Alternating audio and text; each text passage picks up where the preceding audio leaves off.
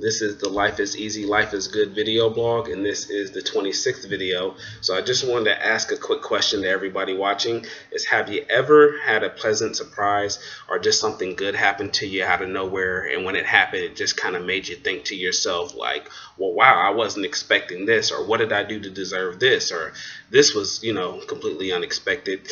And when that happened, soon thereafter, you found that it passed away, or it didn't last very long, or it was just kind of like a tease where it seemed like something was really going to turn around in your favor, and it just kind of faded away. And then after that happened, you thought to yourself, well, I knew it was too good to be true. That's happened to me several times throughout my life, and more frequently than I actually would like. And one of the things that I did was really just ask myself, why was that happening, and was it supposed to happen that way? Was there something I was doing to sabotage that pleasantly surprising good thing that happened in my life from remaining or happening more frequently?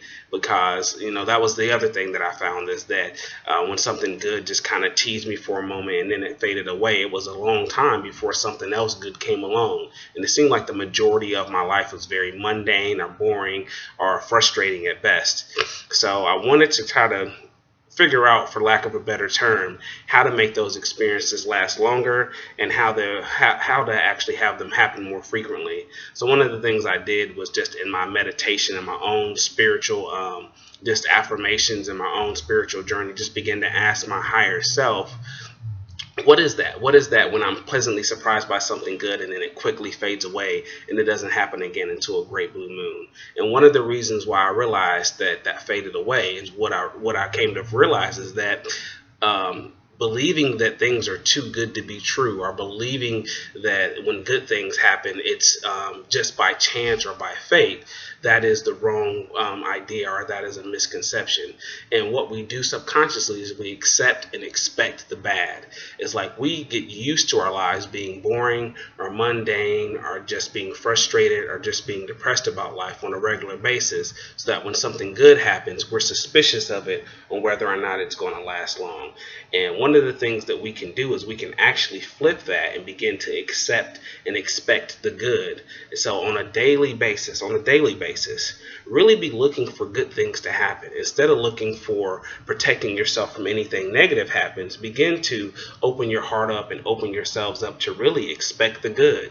And one of the reasons why we don't expect the good is because we're afraid of disappointment, and we don't want to be disappointed. Even if there's something that is even kind of hinting that it might be good, we really are hesitant on doing whatever it takes to have that full blessing come into our lives. We're hesitant on trusting whether or not this is the real thing, because we've been disappointed so many times. We have to risk disappointment if we're ever going to switch the tide and see our lives really be too good to be true. We can live the too good to be true lifestyle to the point where we're actually like children. If you ever watch a child play, they're skipping, they're spinning around, they're running around, they're filled with so much energy and so much joy. And we can live our lives like that as adults too. We can be filled with so much joy and so much anticipation and so much wonder and excitement, and just be ecstatic and excited about life, because what's happening on the inside of us and the circumstances that happen as a result are just too good to be true. And when we tell people about what's happening in our lives, or when we actually have people witnessing what's happening in our lives, they are excited as well. And it's a contagious experience. So that's one of the things that I've really been kind of just examining in myself is, am I rejecting good things from happening? Am I stopping God or the universe or my spiritual plan from blessing me by any subconscious attitudes that I hold? And what I realized was that the answer was yes. I work with kids and I work with youth a lot, and one of my experiences that I've had with working with youth is, every now and again I'll go to hug a young person, and when I go to hug them, they'll duck. And I'll be like, well, what was that? Why are you ducking? I'm here to hug you. And what I realize is that probably that child has been abused. That child is either being hit or being struck by somebody on a regular basis. And so that they're hypersensitive to that area of the body being touched.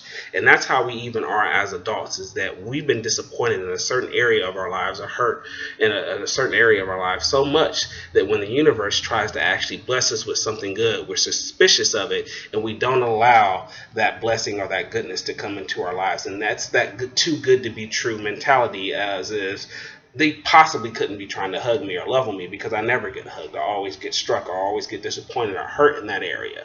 So one of the things we have to do is we have to let our guard down. We have to have discernment and wisdom on whether the universe is trying to bless us, or whether it's something that we definitely do need to protect ourselves from. But we don't need to protect ourselves from the good things. And so we have to let go of expecting bad or negative or abuse from life to come in, and actually begin to let our guard down so that we can receive those hugs or those blessings or those good things to come into our lives. So in my own life, I asked myself, my higher self, just in my meditation and my own prayer, what is it for me that causes me to be able to block or reject good? And one of the things that was is that when I was a kid, I got in trouble a lot. And so when I would get yelled at from my parents, I felt like I didn't really have a voice. And so as I got older, I began to really just take pride in my own intelligence and have these defenses up, so that if anybody criticized me, I would always be able to defend my actions or defend anything that I said, because I was so well versed or read up on whatever I was debating. And I do that a lot. And I realized that was something that was dysfunctional for me.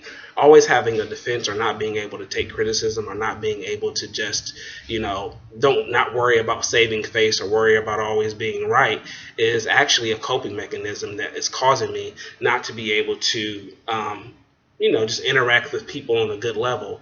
And so those are one of the subconscious things that really just hold me back from being able to receive good from the universe.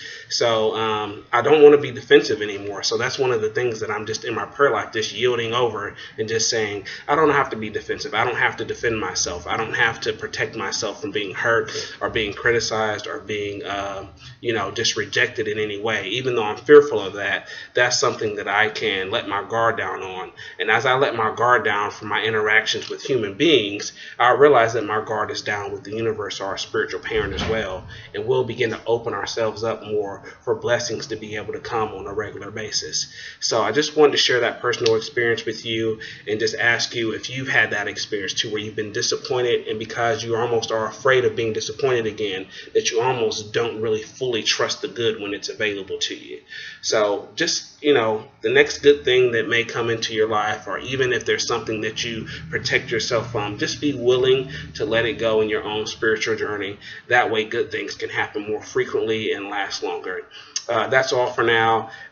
This lesson was on how all goodness and all blessings are specifically meant for us to enjoy. And this is actually the title of the last chapter in my book, Life is Easy, Life is Good, which will be available on Amazon here coming up soon. I'm still writing it, so I just wanted to let you guys know about that. And this video is going to be available on our Facebook page, facebook.com/Life is Easy, Life is Good, and on our YouTube channel, Life is Easy, Life is Good. That's all for now. Thanks for watching. Peace.